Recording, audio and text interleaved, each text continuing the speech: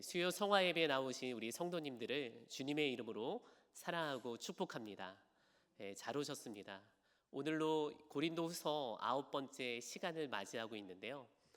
고린도후서의 말씀이 어떻게 잘 정리되고 있는지 모르겠으나 하나님께서 오늘 우리의 마음 가운데 말씀으로 조명해 주시는 이 말씀 붙잡고 한 주간 성화의 자리로 나아가는 복된 시간 되기를 간절히 소망합니다.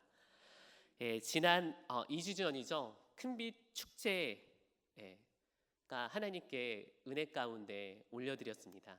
그 가운데 글로리아 워십팀이 하나님께 영광 올려드리고 또한 함께 예배하는 이들 가운데 아름다운 워십을 선물했죠. 오랜만에 글로리아 워십팀을 통해 공동체의 은혜의 시간을 누리게 되었습니다. 제가 이 글로리아 워십팀에 더 은혜가 된 것은 축제를 위해 수고하고 땀방울을 아끼지 아니했던 이들의 삶이 이미 축제를 준비하기 전부터 하나님께 올려드림이 되었기 때문에 그 과정에서 제가 은혜를 받게 되었습니다. 새벽 기도를 마치고 연습하고요. 점심시간 직장에서 잠시 외출해서 틈틈이 기도하고 또한 연습하는 것을 보면서 이것이 이미 축제 전부터 감동으로 밀려왔습니다. 당일날 또한 6명의 팀원들이 한 동작 한 동작이 하나의 모습으로 느껴져서 그들이 부채를 흔들 때마다 제 마음이 흔들리는 것 같아가지고 제가 큰 은혜를 받았습니다. 말씀을 준비하면서 저희 아내도 이 글로리아 워십팀에 들어갈 수 있을까 하는 생각을 잠시 해봤는데 각자 맡겨진 은사대로 사역하는 것이 가장 아름답지 않나 생각해 보았습니다. 오늘 우리가 함께 나눈 고린도후서 9장 또한 이 예루살렘 교회를 돕기 위해 1년 전부터 준비한 구제 헌금을 마무리하려는 바울의 감동 어린 수고와 준비를 엿볼 수 있는 본문입니다. 그런데 지금까지 수요 성화 예배를 통해서 이 고린도 교회의 배경을 살피어서 아시겠지만 바울이 고린도 교회를 넘어 이 예루살렘 교회까지 구제하는 그 자리까지 힘쓴다는 것이 굉장히 어려운 상황임을 알 수 있습니다.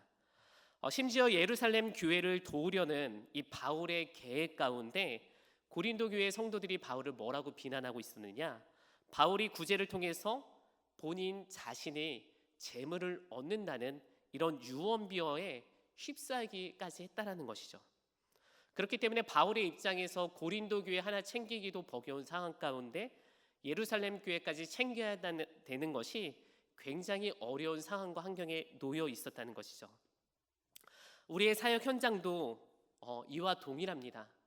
누군가의 말 한마디로 우리의 사역이 위축될 때가 있죠. 물론 우리의 사역이 바울의 사역과 견줄 수 없음은 분명합니다. 그러나 우리의 사역이 아주 작은 사역에 불과하지만 이 작은 사역도 이성과 육체와 감정의 선에 엮여 있기 때문에 언제든 말 한마디에 낙심할 수밖에 없는 것이 우리의 모습이라는 거예요.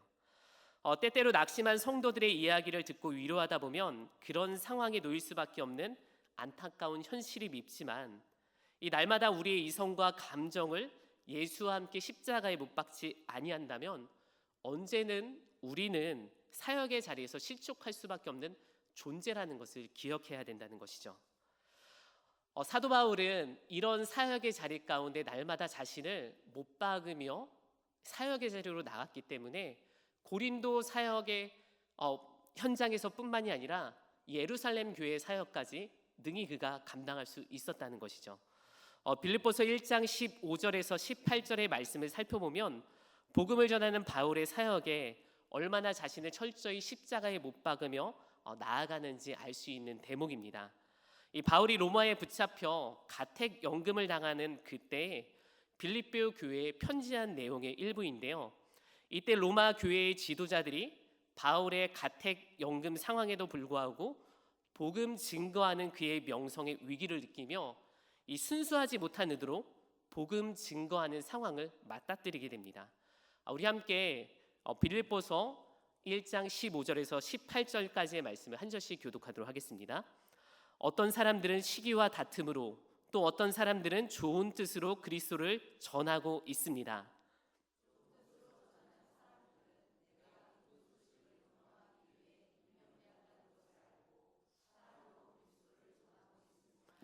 그러나 어떤 사람들은 순수한 동기로 그리스도를 전하지 않고 갇혀 있는 나를 더욱 괴롭힐 생각으로 이기적인 야심에서 그리스도를 전하고 있습니다.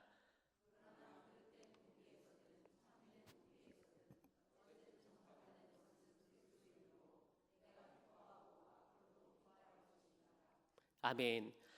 마치 복음을 놓고 경쟁하듯 자신의 입지와 명성을 다지듯 이 순수하지 못한 복음의 동기로 전하는 이들의 모습을 통해서 바울은 이 상황에 자신의 감정이 요동하는 것이 아니라 그렇게라도 전해지는 것이 예수 그리스도라고 한다면 그것마저도 바울의 사역에 있어서 기쁨이 된다는 것이죠. 우리 사역 대부분 이와 같은 미묘한 감정의 기류를 느낄 때가 있습니다. 순수하지 못한 의도로 시작된 사역에서 발생되는 갈등을 종종 목격할 때가 이렇다는 것이에요. 물론 순수하지 못한 의도로 사역에 앞장서는 것은 옳지 못하죠. 그럼에도 바울의 고백처럼 우리가 한층 더 성숙해야 될 것은 무엇이냐? 전해지는 것이 그리스도의 복음이라고 한다면 바울은 그 전해지는 복음으로 인해서 자신의 삶이 기뻐할 것이다 라고 고백하고 있다는 거예요.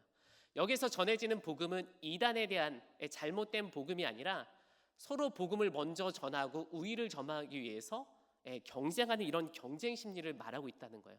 물론 그러한 것이 순수하지 못한 의도는 분명하나 그럼에도 불구하고 이런들 저런들 전해지는 것은 예수 그리스도뿐이니 자신이 그것에 만족하는 여유 있는 태도를 보이고 있다는 것이죠. 이처럼 바울의 모습을 묵상할 때면 늘 주님의 교회와 또한 성도들을 생각하는 것이 마치 자식을 사랑하고 그리고 깊이 생각하는 것처럼 느껴지게 됩니다. 이는 사도성을 의심받고 있는 상황 속에서도 고린도 교회를 포기하지 않고 구제에 참여하는 성도의 올바른 행실을 가르쳐 지키게 하려는 바울의 깊은 사랑이 담겨져 있는 것을 우리는 알 수 있습니다. 바울은 그 사랑을 고린도 교회 성도들에게 가르쳐 지키려고 하고 있는데요. 그 구제에 관해서 어떻게 구체적으로 가르치고 있느냐? 그 첫 번째 가르침이 바로 성도의 믿음이 헛되이 되게 하지 않게 하려는 것이죠. 이 바울은 고린도 교회를 개척하고 1년 반 정도 그들과 함께 사역하며 고린도 교회의 열심이 얼마나 대단한지를 알고 있었습니다. 이러한 헌신과 열정은 바울에게 있어 늘 자랑이 되었기 때문에 다른 지역을 찾아 선교할 때면 이 고린도 교회 성도들의 열심과 헌신이 다른 교회를 일으켜 세우는 데 있어 불쏘시개 같은 역할을 하고 있었다는 것이죠. 이런 어려운 상황 가운데 놓여 있었던 이 마게도니아 지역의 성도를 깨우는 데 있어 놀라운 사건으로 번지게 되었습니다. 고린도후서 8장 2절의 말씀을 살펴보게 되면 이 마게도니아 교인들의 상황이 어려움에 처했음에도 불구하고 고린도 성도들의 이 열심에 대한 이야기로 말미암아 이 마게도니아 성도들이 불이 붙어가지고 열심으로 그 연보에 참여하는 것을 보게 됩니다. 우리 함께 고린도후서 8장 2절의 말씀을 함께 봉독하겠습니다. 환난의 많은 시련 가운데서 그들의 넘치는 기쁨과 극심한 가난이 그들의 풍성한 연보를 넘치도록 하게 하였느니라. 아멘. 이는 단순히 고린도 교회의 열정이 마게도니아 성도의 열정을 불러일으키고 각성한 것에서 그친 것이 아니라 고린도후서 8장 9절의 말씀을 살펴보면 우리 주 예수 그리스도의 은혜를 너희가 알거니와 부요하신 이로써 너희를 위하여 가난하게 되심은 그 가난함으로 말미암아 너희를 부요하게 하려 하심이라. 아멘. 부요하게 하신 예수 그리스도의 그 은혜를 이 고린도 교회 성도들이 깨달았기 때문에 그 깨달음이 마게도니아 성도들에게 전해지면서 그들도 동일하게 그 예수 그리스도의 복음 가운데 낮아지며 풍성한 연보에 참여할 수 있었다는 거예요. 이는 지난 2000년 기독교 역사 가운데 전 세계적으로 주님의 교회를 세우고 선교의 땅으로 전진할 수 있었던 은혜의 비결이 여기 있었다는 것이죠. 이런 은혜의 비결은 누군가를 헌신과 열정만으로 가능하게 불러일으킨 것이 아니라 오직 예수 그리스도께서 우리를 위하여 가난하게 되신 그 그리스도의 복음을 비밀을 전하게 함으로 말미암아 그들이 또 다른 복음의 자리 가운데 온전히 섰다는 것을 알 수 있습니다.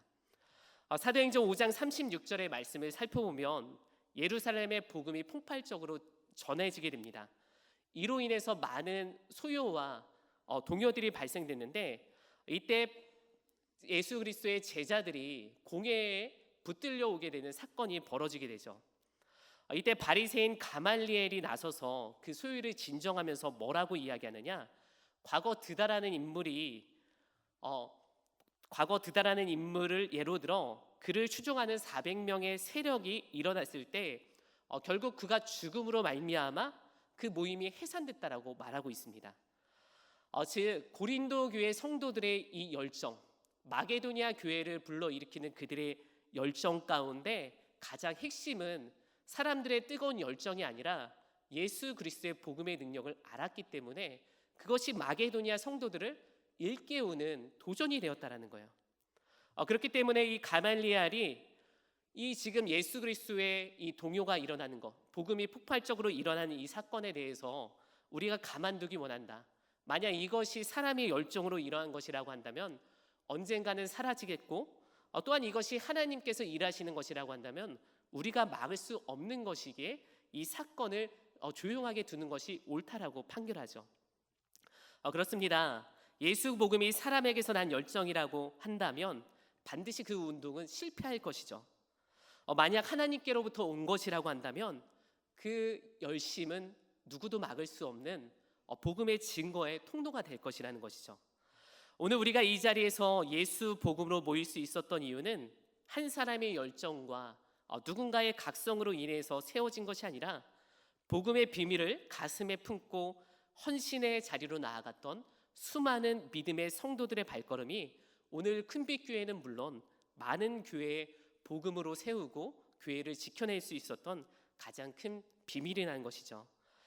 며칠 전 이 바르셀로나 올림픽 마라톤 금메달리스트 이 황영조 씨가 등장한 인터뷰 영상을 보게 되었는데, 이 황영조 선수와 이봉주 선수 이후 우리 대한민국 마라톤계에 이렇다 할 만한 메달리스트가 나오지 않는 것을 놓고 개탄해하는 영상을 보았습니다. 황영조 선수가 말하기를 과거에 비해서 식단과 훈련의 방식은 너무 훌륭해졌고 또한 심지어 과학적 프로그램까지 도입하여 지금 우리가 누리는 이 마라톤계에서 누리는 이 호사는 굉장히 발전되었다라고 하지만 성적은 몽골보다 못하다는 이런 개탄스러운 말을 쏟아내고 있는 영상을 보면서 마음에 동감되었다는 것이죠. 그러면서 황현조 선수가 뭐라고 이야기하느냐, 결국 마라톤은 원시적 스포츠다. 이 뛰는 것에 훈련이 안 돼 있기 때문에 기록이 나올 수 없다라고 말하고 있습니다. 이는 한국교회 현실과 상황이 별반 다르지 않습니다. 철학을 가미한 품위 있는 설교, 좋은 시설과 환경, 그 누구도 박해하지 않는 신앙, 그럼에도 불구하고 교회가 쇠퇴하고 그리스도인들이 점점 감소하는 것은 그리스도를 마음에 품으려 하는 삶이 훈련되지 않았기 때문에 그렇다는 것이에요. 우리가 낮아지려고 하는 그 자리에 삶을 품지 않았기 때문에 우리 교회가 무너지고 한국 교회가 성도를 잃어버리고 있다는 것이죠. 고린도후서 8장 8절은 이렇게 말하고 있습니다. 내가 명령하는 말이 아니요 오직 다른 이들의 간절함을 가지고 너희의 사랑의 진실함을 증명하고자 함이로다. 바울은 말합니다. 예수 그리스도의 사랑을 증명하라. 고린도 교회가 잠시 혼란을 겪었으나 이제는 예루살렘 교회를 구제하는 것을 통해 너희의 신앙을 다시금 증명해 보이라는 거예요. 물론 신앙생활을 통해 흔들리지 않는 성도가 어디 있겠습니까? 100번이면 100번 흔들리는 것이 우리의 신앙이라는 것이에요. 그럼에도 불구하고 이 바울이 지혜가 있었던 것은 예루살렘 구제를 통해서 흔들렸던 그들의 신앙을 다시금 주님 앞으로 설 수 있도록 고린도 교회의 성도들을 일으켜 세우고 도전을 주고 있었다는 것이에요. 그들의 신앙을 증명하라. 고린도후서 9장 4절은 이렇게 이야기합니다. 혹 마게도냐인들이 와와 함께 와서 너희가 준비하지 아니한 것을 보면 너희는 고사하고 우리가 이 믿던 것에 부끄러움을 당할까 두려워하노라. 이 바울에게 연보의 많고 적음은 중요한 것이 아니었습니다. 이 마게도냐를 깨웠던 고린도 교회의 신앙의 고백이 끝까지 자랑이 되기를 소망했었던 것이에요. 바울은 그들의 신앙이 끝까지 자랑이 되기 위해서 부지런히 그들의 삶을 일으켜 세웁니다. 바울이 그들의 삶을 일으켜 세운 두 번째가 무엇이냐? 그들을 감사로 헌신할 것, 감사의 자리로, 오직 감사의 자리로 헌신하는 그 자리로 초대하고 있다는 것이에요. 이 바울이 그들을 감사로 준비하기 위한 첫 번째 방법은 미리 구제 헌금을 준비하게 하는 것이었습니다.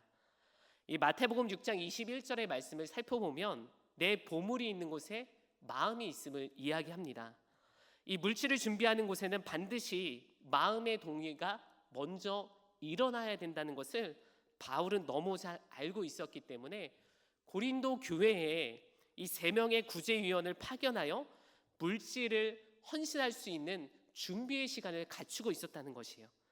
그러니까 물질을 준비하는 데 있어 돈이 있으니까 낼 수 있죠. 그러나 그것이 그들의 마음 가운데 우러나올 수 있도록 구제위원 3명을 미리 파견해서 그 과정을 준비시켰다는 것이에요. 특별히 바울이 3명의 구제위원을 파견한 것은 이 고린도 교회가 작정한 목표액을 달성하고 채우려는 것에 목표가 있었던 것이 아니라 그동안 교회의 혼란으로 일어났던 불안했던 마음, 움츠러졌던 그 마음을 위로하고자 구제위원들을 먼저 파송했다는 것입니다. 그렇습니다. 구제에 동참하기 위해 동기부여를 하기 위해서 그들을 먼저 파송하고 이것이 그들에게 도전이 될 것을 서신으로 기록했다는 것이에요. 왜 그러느냐? 하나님은 사람이 아니시기 때문에 물질의 많고 적음에 동요하고 기뻐하시는 분이 아니라는 것을 바울은 너무 잘 알고 있었기 때문입니다.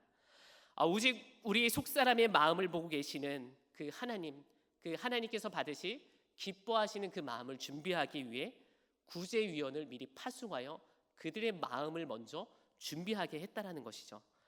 구약 성경에 등장하는 가인과 아벨의 제사, 그리고 신약에 등장하는 아나니아 삽비라 부부, 그리고 과부의 2 렙돈의 헌금은 우리에게 많고 적음을 이야기하는 것이 아니라 하나님께 나아가는 자의 마음을 먼저 준비하게 하여 그 재물이 더 가치 있고 빛나게 하려는 예수 그리스도의 마음을 알려주기 위한 기록으로 넘쳐나고 있습니다. 심지어 우리 인간 사이에서도 커피 한 잔을 대접받더라도 그가 나를 진정 대접하고 있구나, 아니구나, 거칠애로 하고 있구나라는 것을 너무나도 잘 알고 있죠. 그런데 심지어 우리 하나님께서 우리가 준비한 예물, 이 2 렙돈의 이 마음의 중심을 보시고 있다는 것은 우리가 기록된 성경을 통해서 너무 잘 알고 있는 말씀이라는 것이죠. 그렇기 때문에 헌금과 봉사, 예배, 기도를 놓고 우리가 하나님께 어떤 마음으로 나아가느냐, 이것이 우리 신앙에 있어서 매우 중요하다는 것을 바울이 강조하고 있다는 것이죠.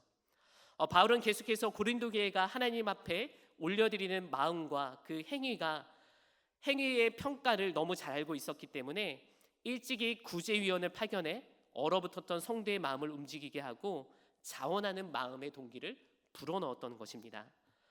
그렇습니다. 하나님 앞에 서는 것이 누군가에게는 거칠애와 형식에 그칠 수 있었지만 바울에게 고린도 교회 성도들의 마음은 그 중심을 올려드리는 아름다운 구제가 되기를 간절히 원했다는 것이에요. 바라기는 오늘 이 시간 우리가 이 자리에 앉아 있는 모든 성도의 헌신, 그리고 기도와 찬양과 예배가 하나님의 마음을 감동케 해드리는 복된 예배가 되기를 간절히 소망합니다. 바울은 감사로 준비하는 그 2번째 구제의 방법으로 기대할 것을 그들에게 촉구하고 있습니다. 이 본문 6절의 말씀을 우리 함께 봉독하도록 하겠습니다. 이것이 곧 적게 심는 자는 적게 거두고 많이 심는 자는 많이 거둔다 하는 말이로다. 아멘. 이 바울은 구약에 있는 잠언 11장 24절의 말씀을 인용하여 구제로 인한 보상의 원리를 말하고 있는 것으로 보여집니다. 이 마치 많이 구제할수록 받는 복도 크다라는 것을 것으로 이해될 수 있는 말씀으로 느껴지는데, 그러나 바울은 예루살렘 구제를 단순히 보상과 투자의 개념으로 심는 것이 아니라 이미 내가 받은 하나님의 은혜가 족함을 깨닫고 그 은혜에 감사하며 구제에 참여할 것을 말하고 있다는 거예요. 그러니까 많이 구제할수록 내가 받는 복이 크다라는 것이 아니라 이미 내가 받은 은혜를 깨닫고 그 은혜의 자리에 감사로 참여하라는 것을 기대하는 마음으로 불어넣고 있다는 것이죠. 하나님께서는 주의 백성을 이 땅에 부를 때 반드시 그 합당한 열매와 은사를 주셨습니다. 이는 마태복음 25장에 등장하는 달란트 비유처럼 우리를 통해 이 땅에서 일하시고 열매 맺는 이 달란트와 씨앗을 우리에게 주셨다는 거예요. 그러니까 하나님께서 일꾼으로 부르실 때는 마땅히 그 사역을 감당할 수 있는 힘도 주셨지만 그 일을 감당할 수 있는 은사를 주셨다는 거예요. 이 농부가 농번기에 모내기를 하고 씨앗을 뿌릴 때 어떻게 합니까? 아까워서 뿌리는 것을 주저하나요? 결코 그렇지 않죠. 어떻게 해서든 힘써 뿌려서 이것이 가을 추수 때에 풍성이 수확되기를 기대하고 바라면서 아낌없이 뿌리는 것이 농부의 마음이라는 거예요. 오히려 씨 뿌리는 그 시기를 놓칠까 노심초사 염려하며 뿌리는 것에 총력을 기울이는 것이 농부의 마음이라는 것입니다. 이 바울은 고린도 교회 성도들이 이와 같기를 원했다는 거예요. 자, 너희들이 인색함과 궁색함으로 애써 예루살렘 교회를 마지못해 마게도냐 교인들이 실족할까 봐 돕는 것이 아니라 너희들은 이미 도와줄 수 있는 은사와 달란트를 받았기 때문에 값없이 뿌려라. 이미 너희들은 받은 복이 크기 때문에 뿌릴 것을 기대함으로 뿌릴 것을 촉구하고 있었다는 것이에요. 또한 마태복음, 마가복음, 요한복음에 이 향유 옥합을 깨뜨렸던 이 마리아 이 여인의 기록이 있는데요. 마리아가 예수님을 위해 향유 옥합 300데나리온이나 되는 이 향유 옥합을 깨뜨리게 됩니다. 이는 노동자 1년치 품삯으로 이를 지켜봤던 제자들과 주변의 많은 이들이 그의 행동에 놀라움을 금치 못하며 심지어 화를 내며 이것을 왜 허비하느냐, 왜 바닥에 뿌리느냐 하면서 그 여인의 행동을 무가치한 행동으로 몰아세웁니다. 하지만 예수님께서 이 300데나리온이나 되는 이 향유 옥합이 땅에 쏟아져 버린 것에 집중한 것이 아니라 죄사함을 위해 이 땅 가운데 오신 예수 그리스도의 장례를 기념하는 그 여인의 준비된 행동, 정말로 귀한 가치를 바라보는 그 여인의 행동을 보면서 칭찬하시며 너희들이 가는 곳마다 이 여인의 이야기를 전파하라고 당부하셨습니다. 그렇습니다. 주님의 백성들에게 주어진 옥합은 노동자의 품삯을 계산하고 세상의 가치를 매기기 위해 주어진 것이 아니라 예수 그리스도의 복음을 증거하기 위해 복음의 증인되기 위해 주어졌다는 거예요. 이것에 결코 우리가 아깝지 하지 말아야 될 것이 무엇이냐? 바울은 그것을 7절과 8절에 말하고 있습니다. 우리 함께 7절과 8절의 말씀을 함께 봉독하시겠습니다. 각각 그 마음에 정한 대로 할 것이요 인색함으로나 억지로 하지 말지니 하나님은 즐겨내는 자를 사랑하시느니라. 하나님이 능히 모든 은혜를 너희에게 넘치게 하시나니 이는 너희로 모든 일에 항상 모든 것이 넉넉하여 모든 착한 일을 넘치게 하게 하려 하심이라. 아멘. 하나님은 우리의 준비된 헌신, 정성껏 준비한 것에 감동하고 기대하고 계세요. 우리가 인색함으로 궁핍함으로 하지 말아야 될 것 가운데 하나는 하나님께서 우리에게 기쁨으로 우리가 내어줄 때 그 모든 것을 채워주시겠다라고 고린도후서 8장 9장 8절에 모든 것을 채워주시겠다라고 4번이나 말씀하고 계십니다. 우리가 내어줄 때 하나님이 우리를 채워주기 위해서 우리를 불렀다는 거예요. 세상은 우리가 얼만큼 내어주고 받을 것을 계산하지만 우리 성도는 내어질 것을 각오하며 부름받은 존재라는 거예요. 그때 하나님께서 우리의 삶을 채워줄 것이다 라고 약속하고 있다는 거지.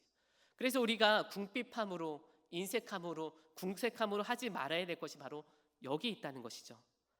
이제 더 이상 우리가 머뭇거리지 말아야 될 때가 왔습니다.